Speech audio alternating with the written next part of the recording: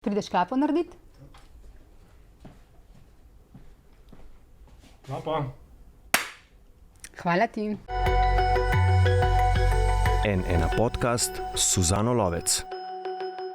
Lepo zdrav, spoštovani poslušalci in poslušalke, gledalci in gledalke. To je še N1 podcast. Z mano sta danes Janja Božič-Marolt, predsednica uprave Mediane, dobra poznavalka javnega mnenja in raziskav javnega mnenja, in Tanja Starič, voditeljica Odmevov in dolgoletna novinarka s področja notranje politike, dobra poznavalka volitev, strank, politikov in tako naprej. Pozdrav. Živja. Hvala za povabilo. Dobrodošli pri nas, dobrodošli na N1. Danes se bomo pogovarjali o prihajajočih volitvah, predsedniških in tudi lokalnih, in o tem, kako kaže, komu kaj kaže, kaj se še lahko spremeni, kaj vse se še lahko spremeni. Predsedniška tekma je, čeprav se uradna kampanja še ni začela v resnici v polnem zamahu, že kar nekaj časa. Glavni kandidati in kandidatke so znani. Ali se lahko po vajinem mnenju še kaj bistveno spremeni z vstopom kakega novega kandidata ali kandidatke? Ker izvoli, ti imaš podatke, verjetno bolj natančne. Hvala. Lahko prosim samo 2 uvodna stavka na to temo. Letošnje leto je zares posebno v primerjavi s prejšnjimi volilnimi leti. Zakaj? Zaradi tega, ker so letošnje parlamentarne volitve dejansko angažirale nepričakovano veliko število udeležencev. 70, skoraj 71% udeležba je tisto, kar bi lahko imelo posledice tudi na predsedniške volitve. Drugi pomemben dejavnik je, da Borut Pahor, ki je sicer vstopil v tekmo z nižjo udeležbo, kot smo bili vajeni prej. Takrat je bila, ko je on zmagal, volilna udeležba samo 44%, v primerjavi z začetnimi udeležbami, ko so bile več kot 80%, zapušča sceno po 2 mandatih. Ne glede na komentarje, ponavadi z leve strani ga javnost ocenjuje pozitivno, kot povezovalno osebo, in še vedno več kot polovica javnosti meni, da je avtoriteta. In tretji, bi jaz rekla, pomemben dejavnik pa je, verjeli ali ne, optimizem za državo se je v Sloveniji po nastopu Gibanja Svoboda oziroma novega premierja dr. Goloba povečal. Mi smo v lanskem letu začeli meriti optimizem oziroma pesimizem ali upanje in strah za državo in za državljane. No, in za 20% se je upanje za državo povečalo ali za 10 odstotnih točk. Se pravi, nahajamo se v drugačnem obdobju, ne glede na to, da so se seveda začele pojavljati razne krize, na katere Slovenija nima vpliva, smo pa žrtev ali deležni tudi kriznega okolja, če govorimo o Ukrajini in o energetski krizi. Torej, ti 3 dejavniki so tisti, ki bo danes meni, našim podatkom, onemogočajo napovedovanje zmagovalca. Če se pa osredotočimo samo na predsedniške volitve, je pa značilno, da da so bili ves čas, razen predsednik Kučan, je obakrat zmagal v prvem krogu, vsake naslednje predsedniške volitve smo se jih udeleževali v 2 krogih. Udeležba se je ves čas nižala, nazadnje le dobrih 40%, in doslej ni bila praksa, da bi zmagovalec v prvem krogu bil zagotovo vedno tudi zmagovalec v drugem krogu. Tako da je, bom rekla, ozračje bolj optimistično, pričakovati lahko, da višjo udeležbo, hkrati pa še niso vsi kandidati znani, medtem ko favoriti vse zna biti, da so pa letos že znani. Ja, se s tem strinjam. Ne predstavljam si, da bi zdaj vstopil v tekmo nek nov kandidat in lahko posegel po zelo visokih odstotkih, razen če bi bila to oseba, ki bi bila zelo znana, že narejen politik, priljubljen politik, ki ga pa jaz ta hip ne vidim. Skratka, oseba, ki bi v bistvu že bila tako znana, da bi lahko premešala štrene potem tik pred volitvami. Sicer pa mislim, da to kar imamo, verjetno se bodo še pojavili kandidati, ampak vprašanje kampanje, če bodo imeli zelo resne možnosti, da posegajo ta zadnji spopad. Ne. Vse skupaj je videti približno tako, kot je bilo, mislim, kolegi so večkrat to že zapisali, tako da to ni nič novega. Ne. Če se primerja volilna kampanja v času, ko so kandidirali Danilo Terk, Mitja Gaspari in Lojze Peterle. Lojze Peterle, to je to, kar si govorila, ne, je zmagal, vemo, v prvem krogu, spopadla sta se Danilo Terk in Mitja Gaspari in potem v drugem krogu je Lojze Peterle izgubil. Ne. Neke paralele tu vidijo kolegi in dejansko jih lahko vidimo. In Gaspari je pred prvim krogom kar nekaj časa, če imam prav spomin, v vodu pred Terkom. Ne. On je bil ta favorit levice, takrat kar nekaj časa v prvem delu volilne kampanje. Ne. Ja, tukaj je mogoče malo te konceptualne zmede, ki je značilna za Slovenijo. Ne. Pri nas v bistvu govorimo o dveh blokih, ampak ni dveh blokov. Ne. Recimo na teh volitvah je izjemoma se zgodilo, državnozborskih volitvah, ta pakt o nenapadanju, ki je zdržal vse do volitev. Ne. To je sicer presedan v slovenski politiki, ne, ker vemo, da politiki, ki nagovarjajo iste volivce, tekmujejo med seboj, ne z nasprotnim polom. Ne. Skratka, obe kandidatki, o kateri govorimo, torej Marti Kos in Nataši Pirc Musar, v bistvu tekmujeta med sabo, bolj kot s tekmecem na nasprotni strani. Ne. Tako da to, kar se zdaj dogaja, ni nepričakovano, je zelo značilno za slovensko politiko in takoj potem, ne, ko je ta pakt nepričakovano zdržal na državnozborskih volitvah, je seveda razpadel. Ne. In zdaj že vidimo spopade med kandidati, ki v bistvu nagovarjajo iste volivce. In to sta, samo bi nadaljevala, zdaj ti dve sta nedvomno tekmici med istimi volivci, kar pa je zanimivo, če si pogledamo podrobneje podatke, je pa dejstvo, da vsak drugi volilec Gibanja Svoboda bi danes volil Pirčevo.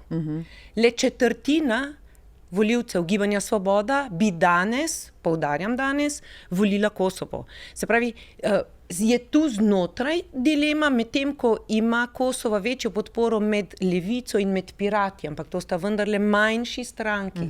Skratka, izkazuje se, da Gibanje Svoboda, tako kot je zmagalo uspešno na parlamentarnih volitvah, ni neka trdna stranka, to je pač nova stranka, to so ljudje, ki so iskali priložnosti za, da ne rečem, nov obraz in da ne rečem konec prejšnjega obdobja. Ni trdne podpore tudi njihovi podpredsednici Kosovi. No, tu se izkazuje. Ker je logično, ne? Nova stranka seveda nima trdne podpore. Ne? Skratka, to ni enoten in enovit blok, nikoli bil in nikoli ne bo. Ne? Lahko govorimo zelo na grobo o levici in sredini, levi sredini, nekaj liberalnem bloku in levem bloku, ki tekmuje med sabo, ne? In to se zdaj dogaja na predsedniških. Koliko se pa lahko še premešajo karte, ves čas govorimo v tem trenutku, ne, med temi, ki so pa že v igri. Doslej je namreč po podatkih po javnomnenjskih raziskavah vodila Nataša Pirc Musar, na drugem mestu je bil Anže Logar iz SDS, ki bo sicer kandidiral s podpisi volivcev. Tretja je bila pa kar z nekim znatnim zaostankom Marta Kos z znatnim zaostankom za Natašo Pirc Musar. Zdaj, pred nekaj dnevi je bila pa nova raziskava Nina Medije za Večer in Dnevnik, ki je pa zabeležila, da je Logar prehitev Pirc Musar in je na prvem mestu. Ali tudi vaši podatki, ki podobnega kažejo? Hvala, ker lahko komentiram naše podatke do drugih podatkov in objav v drugih medijih se vzdržim. Praksa iz preteklosti mi potrjuje, da je to tudi bolj prav in bolj korektno.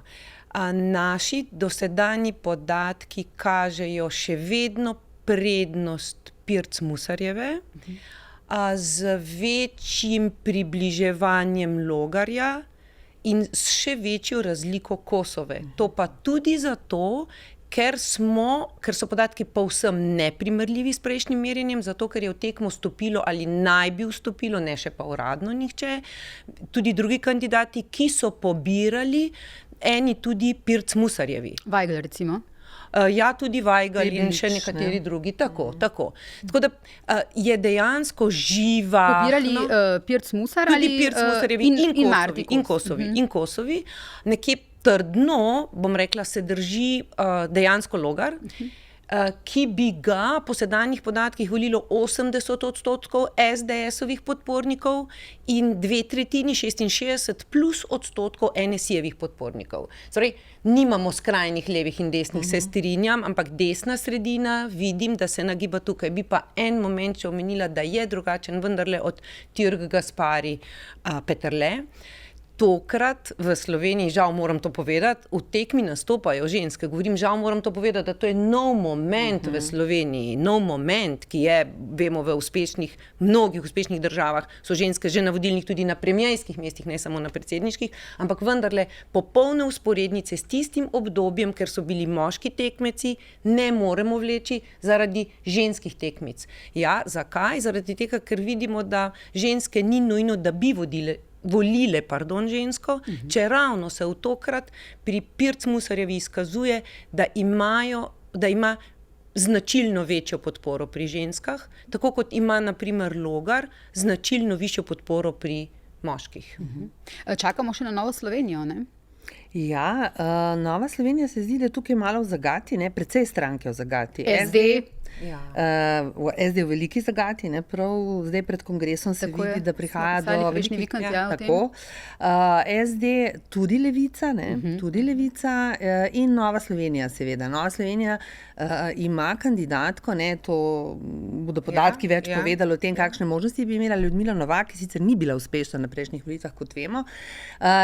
Sama pa je povedala, da v bistvu bo šla v kandidaturo samo, to je pred časom, če bo imela podporo stranke. Zdaj sicer stranka zagotavlja, da jo bo podprla, če se bo odločila, ampak ta povezava med Ljudmilo Novak in stranko je precej ohlapna, milo rečeno. Ne?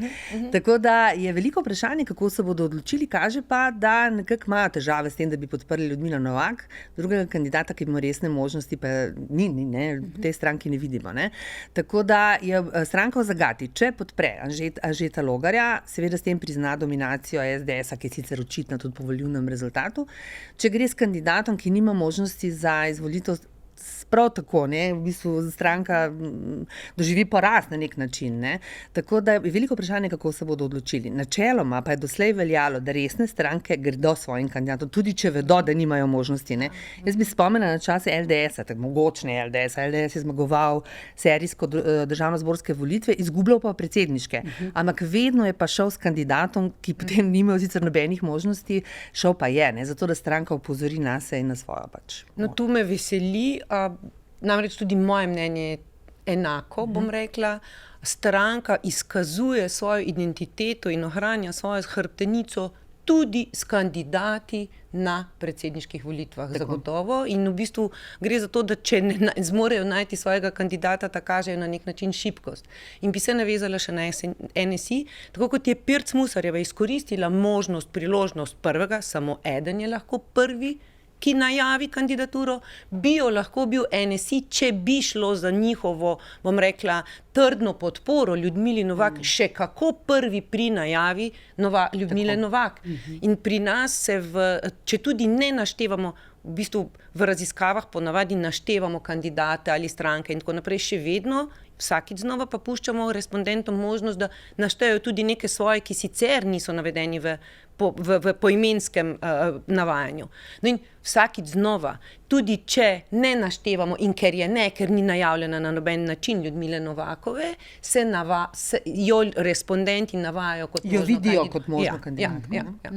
In to SDS-ovi in NSI-jevi, tudi SDS-ovi. To si pa ne upam trditi, ker nimam analiz pripravljenih. Težko rečem. Ljudmila Novak je verjetno kandidatka, ki bi lahko segla preko. Širše. Ne, poznamo to zgodbo, ne, kako zmagaš volitve, tako da sežeš preko, ne, da ne nagovarjaš samo svojih volitev, ampak sežeš preko. V tem smislu smo tudi v tvojem podcastu že govorili. Smo, absolutno. No in Ljudmila Novak je ena od teh kandidatk, ki bi lahko segla preko, problem pa je, da ona v svoji bazi nima podpore. Ne. Mi smo zdaj v bistvu niti še ne konec avgusta. Konec oktobra je prvi krog predsedniških volitev, to pomeni en mesec prej, konec septembra, se uradno začne volilna kampanja. Tako kot si prej, Tanja, ti rekla, samo nekdo res poznan, ki bi vstopil v tekmo, ima neke resne možnosti. Skratka, če se pojavi nekdo čisto na novo, zdaj je že veliko prepozno. Kljub temu, da je še tako dolgo časa. Torej, ta kampanja se je res začela zelo, zelo zgodaj. Kandidatka, posebej ena, je zelo začela zgodaj. Ali se ta razlika med Natašo Pirc Musar, torej na Levici in med Marto Kos, ali je ta razlika, ta zaostanek Marte Kos posledica tega, da je Marta Kos kasneje vstopila v tekmo? Aktivno, mislim, najavili se približno enako, ampak aktivno, da se je pojavljala, da je nastopala in tako naprej. A gre ta zaostanek pripisati temu ali gre pripisati temu, da je bila mogoče že pred najavo manj prepoznavna kot Nataša Pirc Musar? Janja, mogoče vi. Hvala. Po naših podatkih sodeč je vendarle bistvena prednost Pirc Musarjeve v prepoznavnosti. Dejstvo je, da je bila vendarle televizijska voditeljica in vidite, da vaši kolegi iz televizije uspevajo na različnih vrstah volitev, tudi na evropskih volitvah, zaradi prepoznavnosti v osnovi, ne toliko zaradi prve najave. In dejstvo je, da očitno je Kosova, ki ima danes podporo predvsem med starejšimi 55 plus, se pravi, med temi tudi bolj prepoznavna iz njenih prejšnjih aktivnosti v Sloveniji ali iz zanimanja za politiko preko meja, medtem ko med mlajšimi od 50 ona dejansko nima podpore, ker ni prepoznavna preprosto. Kar je logično, ne? Kar je logično, tako je. Pirc Musar je pa vendarle ves čas tukaj, tako da zagotovo je pomembna prednost prepoznavnosti in tu bi se navezala na Tanjo, da če bi pa se vendarle kdo pojavil, je pa osnovna predpostavka za uspeh prepoznavnost. In seveda nesporna prepoznavnost, bi rekla. Tanja, kje vidiš ti med tema dvema kandidatkoma na levi sredini v bistvu razlike oziroma na kaj boste one dve poudarjali te razlike med sabo? Boste morali. Nekaj je že bilo rečeno, ne? Rokavice so bile že snete, začelo se je zelo s poudarjanjem spoštovanja in se ne dvomim, da gre za spoštovanje, ampak te razlike oziroma to, da boste morali ena z drugo tekmovati, se je pa že zelo jasno in ostro pokazalo. Ne? Tako, to je bistvo te kampanje, da boste vsaj v tem prvem krogu oni dve se morali pomeriti med sabo. Če bo ostalo tako, kot je, zdaj še ne vemo, ker se še pač ne poznamo radnih kandidatov, če bo ostalo tako, kot je, bo ta kampanja v znamenju točno tega, torej spopada dveh kandidatk, ki nagovarjata približno isti bazen volivcev.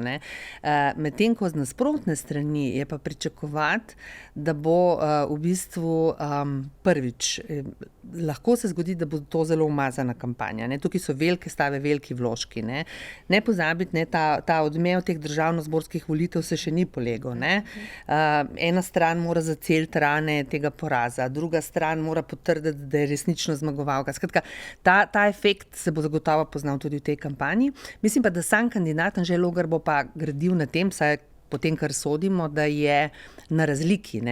Če se je prejšnji vladi očitalo, da ni povezovalna, da je ostra, da je skratka do tekmecev tudi groba, bo on kazal popolnoma drugačen obraz. Tudi vidimo po tej njegovi kampanji, ki jo zdaj gradi, povezujemo za prihodnost drugače. Mogoče mičkeno po vzoru tudi Boruta Pahorja. Zdaj, specifika te kampanje je pa tudi to, spomnimo se, Borut Pahor ni bil favorit, tudi v medijih ne posebej, pa je šel v neko zelo zanimivo kampanjo delanja poklicov. Mislim, bil je izsmejan, skratka, nihče ni pravzaprav podprl te njegove kampanje, ampak je bila uspešna. Skratka, specifika te kampanje je, da volimo osebnost. In mislim, da boste obe kandidatki, ne boste se grobo spopadali na javni sceni, drugo je, kaj se bo dogajalo za kulisijo. Obe boste gradili na svojih osebnostih. Nataša na tem, kar si je že zgradila, Nataša Pirc Musar.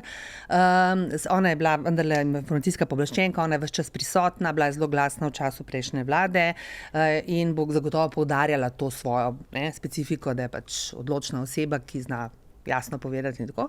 Marta Kos bo morala res veliko narediti še na svoji prepoznavnosti. Ona je vendarle živela v tujini, ona je imela en zelo uspešen nastop v predvolilni kampanji, takrat je spet opozorila nase, sicer pa ljudje po mojem niti ne poznajo zelo dobro. Tako da ona bo morala pa graditi na tem, da jo spoznajo tudi mlajše generacije in drugi. In pa še, ona ima seveda kot podpredsednica stranke jasno podporo premierja dr. Goloba in na papirju, bom rekla, tudi stranke. In glede na to, da, kolikor je znano, vendarle premier štarta na zmage, ne dvomim, da bi znali dejansko se strani stranke in z vodilno vlogo premierja storiti vse za to, da bi vendarle njihova kandidatka se vsaj približala ali celo zmagala. Skratka, si ne predstavljam, da so se že danes odločili, da bo po sedanjih javnomnenjskih podatkih Kosovo samo tretja.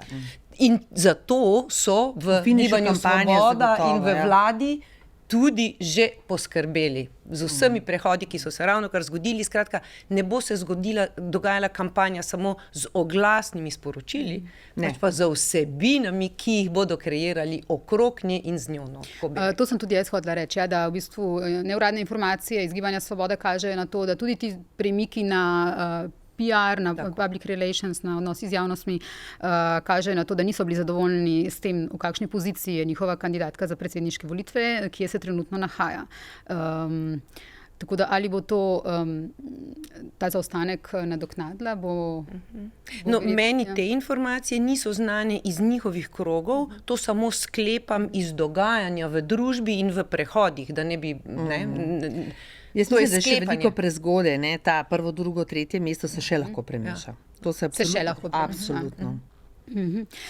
Če gremo malo, zdaj smo nekaj o prednosti govorili ali pa o tem, kje se lahko razlikuje, ampak kaj pa te Ahilove pete recimo teh treh kandidatov? Zdaj, kot Tanja že rekla, Anže Logar se vidi, vtis je, da se malo dela, kot da ni iz SDS-a. Včasih na momente malo smešno, ampak razumemo to njegovo stališče, hočem biti povezovalen, hočem biti predsednik vseh, pahorjanski in tako naprej. Tudi Natašo Pirc Musar zasledimo v teh pahorjanskih težnjah, kje daje intervjuje, na kak način daje intervjuje in tako naprej. Kar je v bistvu modna in taktična poteza. Kot rečeno, ona mora seči preko, ona mora nagovoriti tudi volivce, ki je morda sicer ne bi na prvo žogo govorili. Ja, absolutno. Ampak njena verjetno neka Ahilova peta je lahko to, ali pa se je že pokazalo v objavah, to, za koga vse je delala kot odvetnica. Torej ta njen odvetniški poklic se zdi, da lahko v bistvu te zgodbe, koga je zastopala, na kak način je zastopala, ji lahko škodijo? Odvisno, kdaj se pojavljajo. Pri njej so se recimo relativno zgodaj, kar je meni zanimivo, je to, da se o Marti Kos pa ne. Zato jaz mislim, da bo v finišu kampanje Marta Kos ključna tarča, ne Nataša Pirc Musar. Odvisno, kako se bo gibala seveda raziskave javnega mnenja, stranke taktizirajo, zagotovo bodo napadali najmočnejše kandidate, ampak Marta Kos je kandidatka Gibanja Svoboda. In nemogoče je, da ona ne bi nekje v koncu kampanje, ker seveda škoda nje je škoda stranki. Se pravi, tekmeci bodo zagotovo to na nek način izkoristili. Seveda vsak ima neko mlinski kamen. Dobra plat te kampanje, za katero se jaz res bojim, da bo navzven zelo lepa, zelo prijateljska, zelo velik rok, zelo veliko potovanj po terenu, zelo veliko stiskov z ljudmi in pogovorov, da bo pa sicer zelo umazana. Ravno zaradi tega efekta državnozborskih volitev, in ne gre pozabiti, zatem so še lokalne volitve, ki so silno pomembne. Sploh za te večje stranke, zato ker je pomembno, koga imaš na terenu. Tako da se bojim, da bo umazana, in kar hočem povedati, je pa to, da bo vse te črne pege, ali pa sive pege, ali pa to, kar bi lahko kompromitiralo, da bo prišlo na dan. Zdaj, pri Nataši Pirc Musar je to lahko problem, zaradi tega, ker če gledamo prejšnje kampanje, Slovenci zelo, torej volivci niso nagradili oziroma so bili zelo kritični od tistih, ki so imeli veliko denarja. To je pri nas problem. Zgodba Arhar. Najbolj tipična je zgodba plače gospoda Arharja. To v bistvu, da ti delaš za ljudi, ki so osumljeni nekih tajkunskih poslov, da pač imaš neko premoženje, ki morda ni vso, ne, ali pa so neki sumi, da morda ni bilo vse pač tako, kot mi običajni državljani prihajamo do premoženja, ne, to absolutno škoduje kandidatu, v Sloveniji pa sploh škoduje kandidatu, ne. Kar je meni nenavadno samo to, da je do tega prišlo tako zgodaj, ne. Meni se zdi prezgodaj, ne. Volitve so oktobra, do takrat se bo še moralo nekaj zgoditi. Če zgodba pride na dan, ne vem, zdaj je prišlo julija, avgusta, je do septembra pozabljena, ne, ker pridejo nove zgodbe, ne. Tako da nisem niti prepričana, da je Nataša Pirc Musar osrednja tarča, no, te kampanje. Kar se tiče negativne kampanje, zdaj govorim, ne. Da še pride... Jaz mislim, da še glavni udari pridejo v finišu. No, če smo rekli, da je recimo nek tam mlinski kamen, zaradi katerega ne bo mogel zelo široko pobirati Logar, da je ta SDS oziroma to, da je Janša v bistvu njegov mlinski kamen, ne? In če so recimo odvetniški posli, se v zadnjem času nakazujejo kot neka Ahilova peta Nataše Pirc Musar. Ali je lahko, Janja, vi ste prej govorili, da se lahko prelijajo ti učinki iz parlamentarnih volitev in tukaj bi lahko sklepali, da ta podpora, ne, Golobovi stranki, da se bo prelila na Marto Kos, ampak ali je lahko to, da je ona kandidatka Gibanja Svoboda tudi po drugi strani njena Ahilova peta? Ali se lahko, če pride do še večjega zaostrovanja glede inflacije, afer v vladi, ne vem, karkoli, ali je v bistvu to lahko njena šibka točka? Na vsak način. Dejstvo je, da ravno krizno obdobje, za katerega pravim smo v bistvu kolateralna škoda svetovnega dogajanja, na katerega Gibanje Svoboda nima vpliva, seveda pa lahko rešuje za naše razmere, je lahko Gibanje Svoboda ovira ali Ahilova peta ali mlinski kamen za Kosovo. In bolj kot bi lahko padala podpora Gibanju Svoboda, večji pad ali žrtev bi lahko bila Kosova. Dejstvo pa je, da ponavljam, da tako kot se Golob oziroma vlada pripravlja s PR-ovskimi službami na vladnem uradu za komuniciranje, verjamem, da bodo poskrbeli, delajo na tem, da bi poskrbeli za to, da bi učinek njihovega negativne ali padajoče podpore, ker se je ponavadi zgodilo, da podpora po 6 mesecih po volitvah podpora vodilni stranki začne padati. Kar ne pomeni, da se bo to zgodilo tudi tokrat, ker se na to dejansko strateško oziroma zdaj že kar konkretno pripravljajo. Pa še nekaj, se strinjam s temi velikimi plačami, ne velikimi plačami, v bistvu s tem, da ima človek veliko denarja, na različne načine ga zaslužijo, in rečemo, da ga zaslužijo korektno, ni nujno, da Slovenija, glede na to, da se vendarle razvija podjetništvo, da se vendarle podpora podjetništvu povečuje in da vendarle nekateri podjetniki vračajo tudi družbi, da se bo ta princip razmišljanja še vedno nadaljeval. Če ima denar, pa ni vreden moje podporo. Pri Golobu to ni bil problem. Pri Nataši je morda problem, ker to premoženje izhaja z časov privatizacije, ki je pa ena boleča točka naše zgodovine, ne, tako da to je problem, če ni vse transparentno. Če ravno ni njen osebno. Ja, ampak lahko je, to pravim. Je pa res pravi 6 mesecev, ne, oktobra, novembra pridejo prvi računi za kurjavo, in ki bodo višji, to bodo. In zdaj, ali bo ta efekt, ki se bo jeseni zgodil neizbežno, se pokazal že v času volilne kampanje, tudi od tega je odvisno, kakšna bo podpora Marti Kos, zagotovo. Sta pa obe kandidatki naredili ta preemptive strike, verjetno zelo dobro poznata Arhar zgodbo in sta obe že zelo zgodaj razkrili svoje premoženje oziroma govorili o njem in tako naprej. Tukaj so se predsedniški kandidati v Sloveniji iz zgodovine, iz preteklosti nekaj naučili. Kaj se splača naprej povedati, kako segati čez, kako biti pahor, pa da nisi pahor. To so verjetno neke te zadnje lekcije. Tanja, mi imamo pač neposredno voljenega predsednika države. To je funkcija, ki sicer naj bi bila simbolna funkcija, bolj kot ne protokolarna, ampak s tem, ko ga volimo neposredno, ko jo volimo neposredno, ima izjemen pomen. Kot ste obe rekli, tukaj pridejo do izraza osebnosti in pomembno je, da ljudje čim bolj vejo, kakšne osebnosti so, da čim več o teh ljudeh vemo, ker konec koncev ta funkcija ni tako nepomembna. Tudi v zadnjih 2 mandatih se je pokazalo, kaj imenovanja pomenijo. Na kadrovskem področju. In tudi sicer, Pahor je sicer enkrat zelo jasno, ampak večkrat nakazal, da on ne želi biti moralna avtoriteta, kar smo mu mediji in tudi javnost očitali, to njegovo izjavo. Ampak kakšen pa bi moral biti po tvojem mnenju predsednik države? Zdaj ne govorim, kdo je tebi ljubši, absolutno ne sprašujem tega, ampak kaj so tiste karakteristike, ki pa odlikujejo dobrega predsednika? Zdaj, če se vrnem na Pahorja, mislim, da se bojo morali kandidati in kandidatke v tej kampanji opredeljevati tudi do njegovih mandatov. Vemo, pri Pahorju je veliko kritik letelo na to, kar si je mogoče on včasih napačno razlagal, da gre za kritiko tega, kje vse se on pojavlja in na kak način za ta videz, ki ga ustvarja. Dejansko mislim, da smo bolj kritizirali, ko smo ga kritizirali, to, kje se ne pojavlja in česar ne pove, ne pa to, kar pove in kje se pokaže. Skratka, hotela sem vprašati.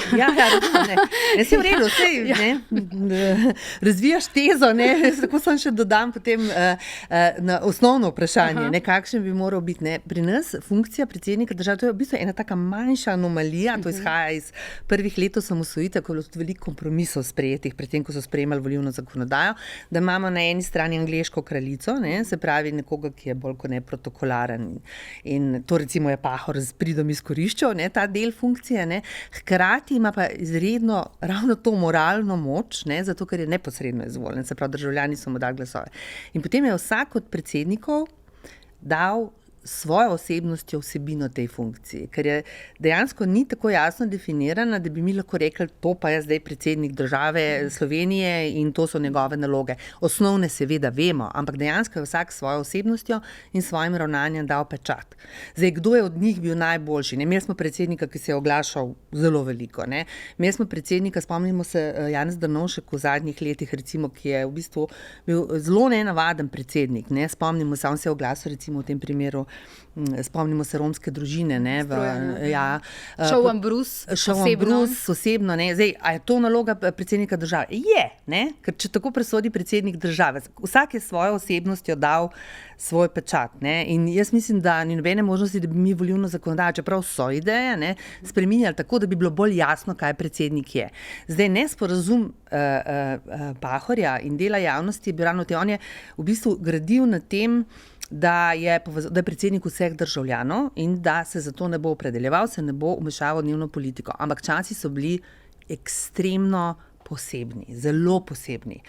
Prvič, torej v času naše zgodovine smo imeli epidemijo. Bili smo zaprti v svoje domove mesece, nekaj, kar je bilo nepredstavljivo. Ostali smo brez velikega dela svojih svoboščin. Dogajalo se je, so se nepredstavljive stvari, on je pa molčal. In to, recimo, če že mene vprašaš, recimo, je pa mislim, da v takih trenutkih pa naloga predsednika države, da nekaj pove svojim državljanom, da jih pomiri, potolaži, ne da se opredeljuje to, kar je on pač rekel. On je rekel, vi mene silite, da se opredeljujem do vlade, ne bom se. Do neke mere tudi razumljivo, nihče ga v to ni silil, da pa se ni oglasil in pomiril državljane in povedal, da se svet ni podrl v najbolj kritičnih trenutkih, recimo to pa se meni ne zdi prav, oziroma se mi zdi prav, da bi predsednik to naredil.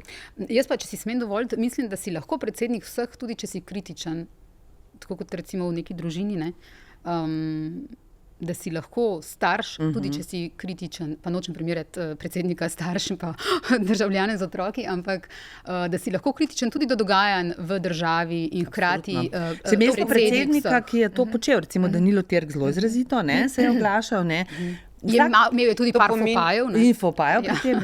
To pomeni, da ima, če zdaj vežemo na družino, avtoriteto. To pomeni, da je avtoritativen, ne avtoritaren starš in ne permisiven starš. Se pravi, se ve, kdaj se oglasi, na katero temo se oglasi. In če bi se navezala zdaj na vajno razmišljanje, zdi se, da če kdo bi se dejansko v vseh pomembnih, v številnih za njiju pomembnih situacijah oglaševali in Kosova in Pirc Musarjeva. Mislim, in to tudi poudarjata. Tako, da bo to ena osrednjih tem kampanje. Tako, Ko boste v stiski, bomo mi tukaj. Tako, sem jaz tu in tu se pa bom oglasila. Ja, oni zelo poudarjajo razliko med njima dvema in Pahorjem, medtem ko se zdi, da Logar zaenkrat tega ne.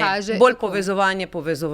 Nisem zasledila opredeljevanja do tega, ali in v katerih primerih bi se oglasil in izrazil svoje mnenje ali celo svoje stališče ali poziv državljanom. Medtem ko Pirc Musarjeva in Kosova pa jasno povesta, da ja, oni dve pa, celo včasih se zdi, da čutita vlogo predsednice kot vlogo premierke, ne? Ja. Včasih se zazdi, pravim. Ne? Ampak to je logično, ne? Nagovarjajo različne volivce. Ne? Oni dve nagovarjate volivce, ki so želeli, da se Pahor oglasi takrat, kadar je bilo težko, ali pa so bile sporne situacije, ali pa neke ukrepi vlade, s katerimi v bistvu so jaz sem zadnjič Anže Logar je pa drugače, ne? On pa pravi, ne bom tisti predsednik, ki bom mehča podobo, sicer trdo podobo, ki jo ima ta stranka v delu volilnega telesa, ki jo odklanja. Ne? On mehča svojo podobo, oni dve pa kažete na razliko od tega, kar smo imeli prej. To jesen bomo imeli tudi lokalne volitve. Kar se tiče Ljubljane, je zdaj že jasno, da bo ponovno kandidiral župan Janković. Najprej mogoče gremo na to, kdo bi lahko ogrozil, če sploh kdo, njegov primat v prestolnici in ali je mogoče, kako je mogoče, da na levici spet ne bi našli, če ne bi našli nekega njemu relevantnega protikandidata. Torej, nekoga brez afer, brez mizoginije, nekdo, ki bi vodil prestolnico. Skratka, ali je ta primat v prestolnici njegov sploh lahko ogrožen? Vemo, da naj bi se dogovarjali na levem polu, civilna družba, mislim, da z levico in tako naprej, se pogovarjajo, ali bi imeli nekega kandidata, ampak ali je ta primat lahko Jankovićev ogrožen? Ja, tukaj je zelo pomembno to, kar je pa do neke mere logično, glede na politično zgodovino Roberta Goloba, da je stranka Gibanje Svoboda že podprla Jankovića. Ja, Golob je podprl oziroma povedal, da ga namerava podpreti. Stranka pa naj bi danes popoldne na svetu stranke naj bi razpravljali in potrjevali, ali ga bodo podprli. No, jaz si težko predstavljam, da bi nekaj odločili proti volji predsednika. Možno pa je, da bodo v bistvu prepustili, da se pa članstvo odloči, ker je jasno, da ne bodo glasovali vsi enako. Ampak ja, kot si rekla, Golob ga je zelo jasno podprl. To je pomemben element, to pomeni, da ne bodo iskali zelo resnega protikandidata, ki bi imel tudi podporo vlade. Tako da je nenavadno, da se ne pojavi na tem polu nek protikandidat. Vsi ga nekako pričakujemo, po vseh teh mandatih Zorana Jankovića bi se zdelo, da se bo to že skoraj moralo zgoditi. Tako da jaz mislim, da se kandidati bodo pojavljali recimo iz tega diapazona političnega. Vprašanje pa je, če bodo to resni kandidati, ki ga bodo lahko ogrozili. Veliko vprašanje. Vprašanje zato, ker je on dejansko še vedno močen kandidat, ne glede na vse to, kar se je prilepilo skozi vse te mandate na njegovo politično podobo. On je še vedno močen kandidat in morala bi biti res močna strankarska podpora in zelo resen kandidat z velikim ugledom, tudi z ugledom gospodarstvenika, ne nazadnje, ker to je Jankovićev adut bil ves čas, da bi lahko premagal Jankovića. Kaj Jankovićem, Janja, mislite, da kljub vsem tem aferam, kljub gledali smo leta in leta v bistvu vse te afere, kljub aferi farmacevtka, kljub nekim mizoginim izjavam, on je recimo, to je posneto na kameri, novinarki Pop TV rekel, pri detku ne boli. Hočem reči, vse vemo o Jankoviću, pa ga očitno Ljubljančani, povejte, če se motim, kaj dojemajo kot nekoga, ki bo zrihtal? Ki bo šerif. Skratka, to ni iz raziskave, da ne bi zdaj me kdo narobe razumel. Dejstvo je, da se moramo spomniti, da je Janković zmagal s 34, skratka pod 40% udeležbo v Ljubljani. Že to je znak, kolikšna je stopnja udeležbe, kolikšna je potem podpora zmagovalcu. Ampak zaenkrat ni videti, kot rečeno. Vendarle županske funkcije so ljudem, bom rekla, bolj funkcije akcije, človeka akcije, tistega, ki nekaj naredi vidnega. In ne načel. In ne načel.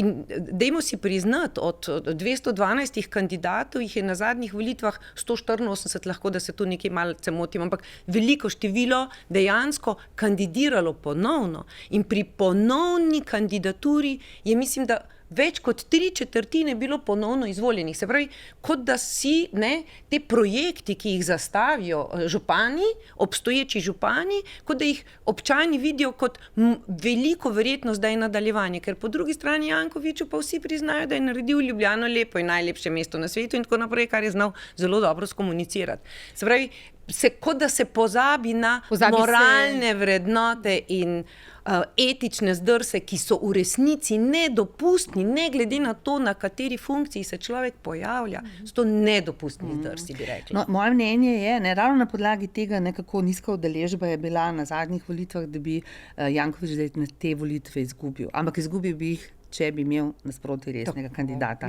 Resnega kandidata brez podpore največje vladne stranke, pa saj velikega dela, pa si težko predstavljam. No? Prosti strelec bi zelo težko recimo v tej tekmi zmagal. Lahko torej rečemo, da so levi volivci v Ljubljani pri teh volitvah lokalnih torej nenačelni. Jaz mislim, da izražajo svoje mnenje s tem, da ne gredo na volitve. Ne? Stanejo doma. Ja. Ja, mislim, da če bo tako, morda še vedno je možno, da se pojavi dober kandidat in v tem primeru mislim, da ima zelo velike možnosti, da Janković te volitve izgubi. Da bi se ta baza, ki ostane doma, leva baza, bolj spet prišla na volitve. Če bi imela svojega kandidata, se pravi, če se bo pojavil, potem bo Janković v težavah. Je pa res, da čas teče, volitve so blizu, vsaj nakazano bi že zdaj ta hip moralo biti, kdo ta kandidat bo. No. Ampak že če Gibanje Svoboda, tudi če ga javno ne podpre, že če ne da svojega kandidata, je večja verjetnost, da Janković ostane. No? In glede na to, da izraža jasno ambicijo, da ostane, je tudi večja verjetnost. Veš, če si želiš zmage, je večja verjetnost, da zmagaš, kot če rečeš, lej, kar bo, pa bo. Vračam se tle na Hilove pete, Marta Kos je podpredsednica Gibanja Svoboda in kandidatka te stranke na predsedniških volitvah. Stranka oziroma Golob je javno podprl Jankovića. Ona se bo morala izreči o tem, kaj si misli o Jankoviću kot o kandidatu. In tukaj pokazati, ali bo šla mimo stranke in mimo tega, kar Golob pravi, da je on najprimernejši kandidat. Kaj mislite o tem? In lahko to škodi torej, na tem levem polu, kjer... No, to pa je tema, ki je mlinski kamen ali nahrbtnik, ki ga vsak nosi s sabo, ki se jo bodo morda ravno zaradi tegale srečanja in pogovora lotili tudi drugi mediji. Odvisno, koliko bo to prisotno v medijih in odvisno na kakšen način in kdo bi jo to vprašal in kako bi se potem ta zgodba razpeljevala naprej. Dejstvo je, da glede na to, da je ona vedno bila premišljena in odločna v svojih izjavah in da so njena stališča okrog teh področij jasna, si težko predstavljam, da bi ostala nema pri tem vprašanju ali bi ne izrazila jasno negativnega stališča do teh ravnanj. Mislim, da njen štab že pripravlja odgovor na vsa ta vprašanja. To, kar praviš, je eno od vprašanj mislim, se veš, na televizijskih soočenjih, če bodo, ko bodo, kakršnakoli pač bodo, bo to vprašanje seveda eno od njih. In ona se bo na njih pripravila in ne dvomim, da bodo imeli odgovor, ki bo nekako skušal iz te zagate, v kateri definitivno bo, jo potegniti iz te zagate. Skratka, je pomembno vprašanje, lahko škoduje, ampak mislim, da ne bo ključno. No. Ampak v vsakem primeru pa, če in Nataša Pirc-Musar in Marta Kos ne bosta obsodili te Golobove podpore Jankoviću, verjetno za velik del volilnega telesa na levici izgubljata kredibilnost, oziroma v tem primeru izpade, da njun feminizem in zavzemanje za pravice žensk ostaja zgolj floskula. Se strinjata? Ja, definitivno. Glede na očitke, ki letijo na župana, tukaj pač obe morate seveda imeti jasno stališče. Jaz tudi mislim, da morda, da zelo verjetno ga boste tudi imeli. Ne? Zdaj, se pravim, jaz nisem strokovnjak z tega področja, ne znam politične odgovore na težka vprašanja sestavljati, niti ne želim. Ne dvomim pa, da boste v bistvu se na to pripravili, skratka, da boste imeli odgovor. Oni dve sta obe, saj to je cela, bi rekla, zagata teh volitev. Oni izhajata iz istega kroga, oni so v bistvu v isti skupini, ki promovira pač ženske v znanosti, politiki in tako naprej. Skratka, tukaj mora biti njuno stališče popolnoma jasno.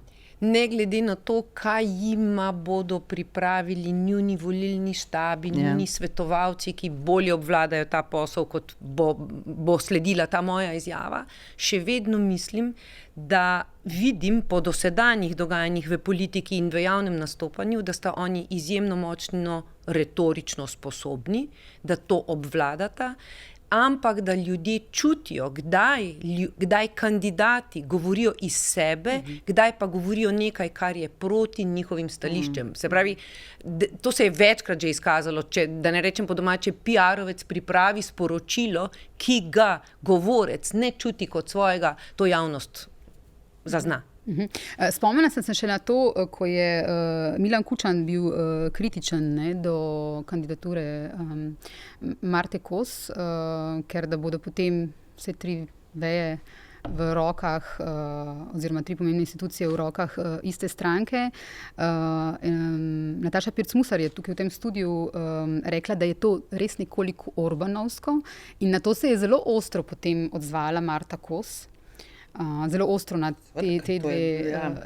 To so bile rokavice, o katerih si govorila. Tako, rokavice so bile točno na tej točki snete in s tem njenim zelo ostrim odzivom na to, kar je Nataša Pirc Musar rekla. Ampak ne, hotela sem to se spomniti na ta detajl v tem začetku kampanje, ko je Robert Golob na neki izjavi za javnost okrcal Milana Kučana, je bila ta neverbalna govorica Marta Kos, to začudenje, oziroma, a se spomnite mogoče tega momenta? Ja. Je bila tukaj v nekem precepu. Dejstvo je, da je upravičeno, da je bila v precepu, mislim pa, da je tukaj še drugi razlog. Drugi razlog je ta, da vendarle Marta Kos, čutiti je, želi biti prva, ne druga. Skratka, v tem primeru je izpadla druga in še zanikana in potlačena v teh izjavah, o katerih zdaj govorimo. In je v bistvu njena že neverbalna komunikacija pokazala na nek način nezadovoljstvo, čeravno se ve, kdo je prvi v končni fazi. Sicer to ni čisto res. LDS je imela in predsednika parlamenta, in predsednika države, in predsednika vlade. Tako da to ne bi bil tak prvi primer. Zagotovo nek argument morda je, zagotovo, če neka stranka obvladuje, ampak tukaj govorimo o stranki, ki je v bistvu gibanje. Nastalo je pred ne vem, nedolgo nazaj, nedolgo pred volitvami, tako da ta argument Milana Kučana je bil morda, je bil zato, da je pač bil podporo kandidatki, ki jo on pač podpira. Ampak je pa to zanimivo. To je zanimivo in nakazuje, da bo ta boj res oster. Jaz mislim, kot rečeno, mislim, da oni dve ne bosta na odprti sceni sodelovali v tem, čeprav sta obe zelo bojeviti, to smo večkrat videli, obe retorično spretni, obe radi, mislim, obe zelo jasno govorite o tem, kar mislite, ampak glede na to, da je volilna kampanja in nagovarjanje volivcev, zna biti, da ta spor ne bo na odprti sceni, bo pa v ozadju zelo močen spor. To pa bo. Volilna kampanja in nagovarjanje volivcev, se strinjam, in ugajanje volilcem. Dejstvo pa je, da zagotovo njuni štabi in oni dve dobro vesta, da nihče ne more ugajati vsem. Zato je zelo pomembno, na koga se bosta ne samo oni dve, se bo vsak izmed kandidatov osredotočil in kaj bodo prve 3, največ 5 točk, ki jih bo kateri od kandidatov poudarjal, kajti ugajati vsem je preprosto nemogoče. To bo zelo zanimivo. Ne? Iz tega nastopa Nataše Pirc Musar je mogoče razbrati, da mogoče majčkeno sega, ne? Tudi sama je to dosti prostodušno rekla, ne? V nekem, ni bil intervju, ampak mislim, da je v nekem govoru, da Levica pač ni stranka, na katero bi ona računala, morda rahlo proti desnici. Ne? Tam je, vemo, da ta liberalni blok nekako plove v tem praznem političnem prostoru in se vedno na nove kandidate in stranke obeša. Ne? Skratka, ona očitno cilja v to smer. Zdaj, kam bo šla Marta Kos? Ne? Verjetno, če bo šla na isto volilno telo, boste obe izgubljali oziroma boste ena drugi kradi glasove. Se pravi, ona bo morala v bistvu fokusirati, koga bo v tej zgodbi nagovarjala. Ne? Se predstavljati kot bolj leva od Nataše Pirc Musar. Morda. Tam se prostor odpira. Ne? Kar se ji danes potrjuje, vajni izjavi se v tem primeru potrjujeta tudi na osnovi podatkov, ker ima večjo podporo med, kot sem rekla, stranko Pirati in pa med Levico kot vsi ostali kandidati.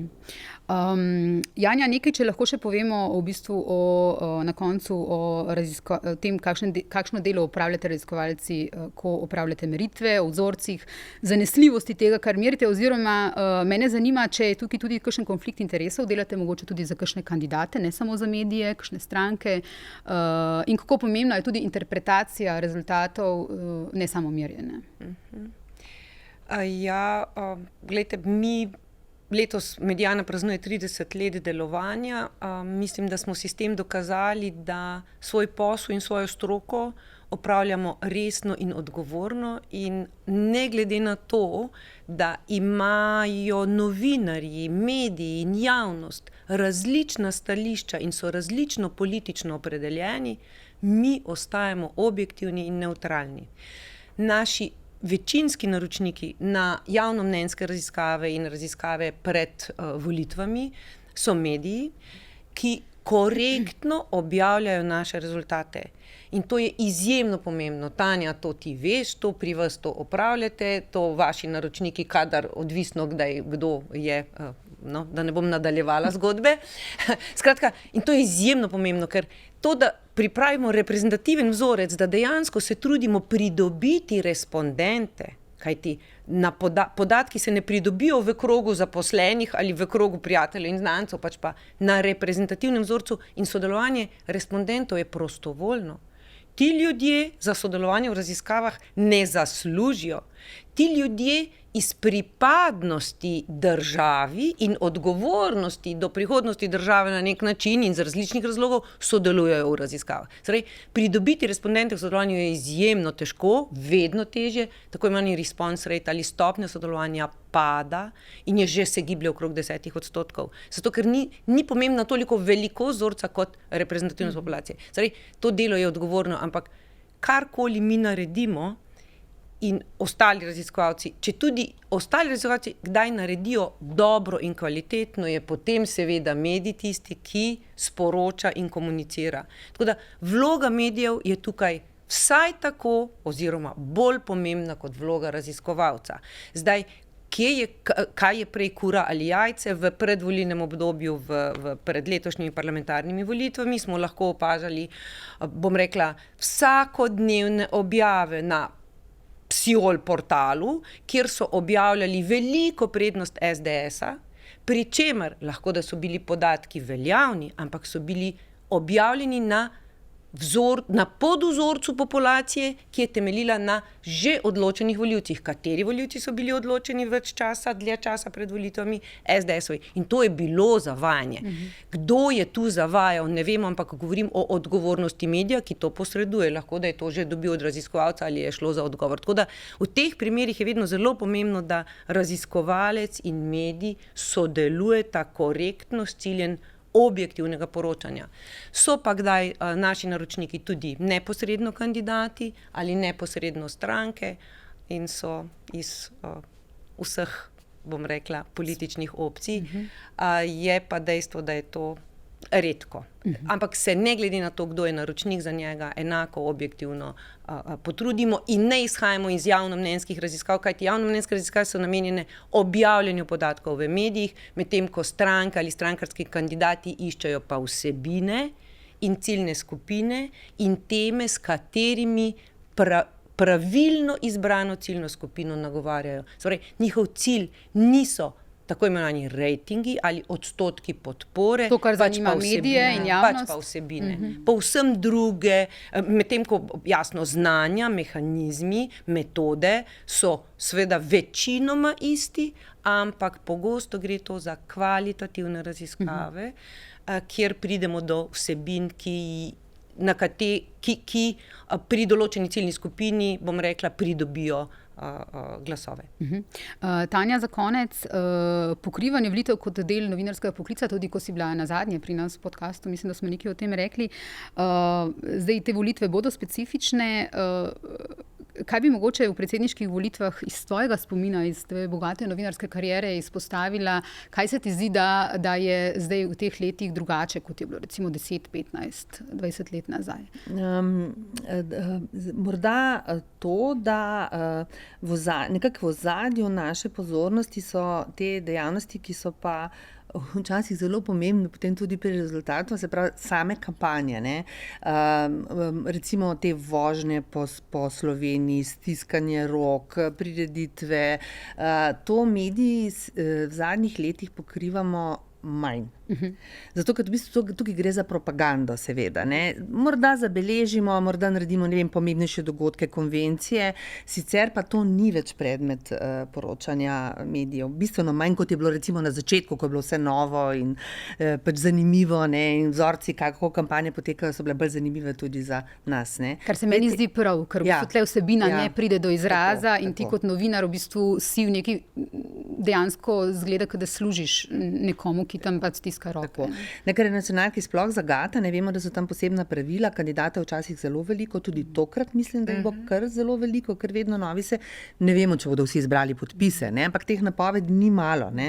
In seveda na nacionalni televiziji se vse, torej tiste, ki jim kaže bolje, ne, na raziskave in tiste, ki pravzaprav nimajo možnosti, pa vendarle kandidirajo, pokriva enako. Ne? In to je seveda zahtevalo velike napore, tudi kadrovske in vse druge.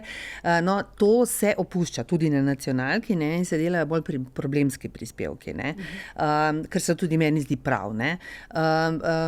Zdaj, sicer pa mislim, da tukaj volilne kampanje, to so dovolj uveljavljena praksa pri nas, tukaj kaj posebnih novosti jaz ne pričakujem, tudi v medijih, jaz moram reči, da ne sodelujem v pripravi te volilne kampanje na nacionalni televiziji, tako da pač tukaj ne morem nič kaj posebnega dodati, ampak mislim, da v bistvu so vzorci dovolj znani in da bo teklo tako, kot smo že sicer navajeni. Ne? Okay. Samo še to, so pa več je pa problemskih prispevkov, ne? In žal tudi afer, ne? Kjer je pa treba biti zelo previden.